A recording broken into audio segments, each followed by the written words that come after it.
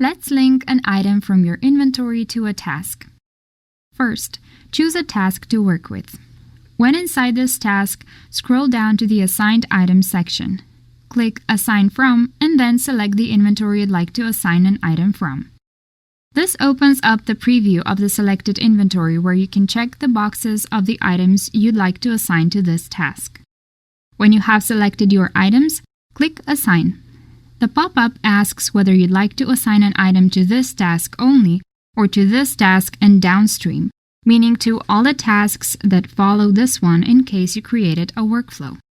After you successfully assign the selected items, you can choose to edit the selection by, for example, unassigning items and then clicking on Update, or you can exit the inventory preview by clicking on this cross sign.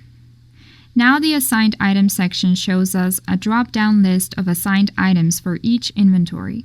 If you want to view the details about these assigned items, click on an item or go back to the preview of a chosen inventory.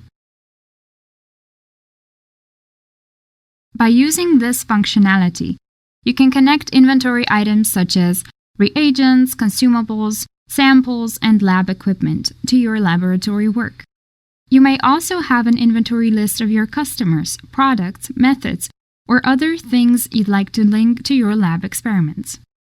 Once an item from your inventory is assigned, you can view the full list of records associated with it. This gives a great overview and offers excellent traceability.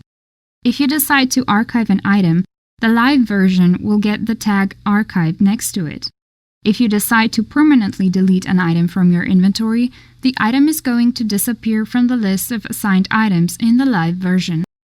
That's it for this tutorial. Check the description below for more information on SciNote.